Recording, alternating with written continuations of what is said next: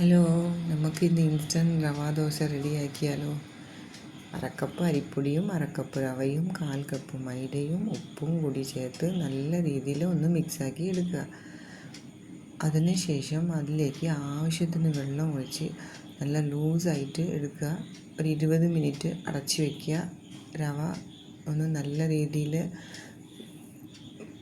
സോക്കായി കിട്ടാനായിട്ട് ഒന്ന് 20 മിനിറ്റ് അതിന് ടൈം കൊടുക്കുക. അതിനുശേഷം അതിലേക്ക് നമുക്ക് ജീരകവും കുരുമുളകും പച്ചമുളകും കറിവേപ്പിലയും ഓനിയനും കൂടി ചേർത്ത് നമുക്ക് മിക്സാക്കി എടുക്കുക.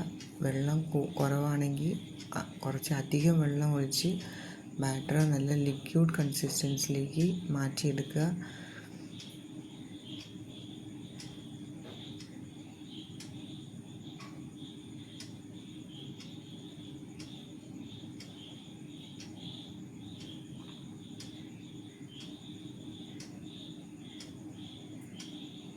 നല്ല ചൂടായ കല്ലിലേക്ക് നമുക്ക് ബാറ്റർ ഒഴിച്ചു കൊടുക്കുക.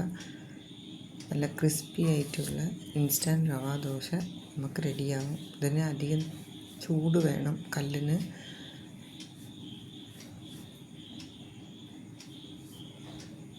ഇതിൻ്റെ കൂടെ തേങ്ങ ചമ്മന്തിയും റെഡിയാക്കിയിട്ടുണ്ട്. അപ്പോൾ ഇതുപോലെ ട്രൈ ചെയ്യാതെ ഒന്ന് ഈ ഒരു രീതിയിൽ ട്രൈ ചെയ്ത് നോക്കുക. എല്ലാവർക്കും നല്ല ഇഷ്ടപ്പെടും. അപ്പോൾ ലൈക്കും സബ്സ്ക്രൈബും ചെയ്യുക. നെക്സ്റ്റ് നല്ല ഒരു വീഡിയോയിൽ നമുക്ക് കാണാം. Thank you.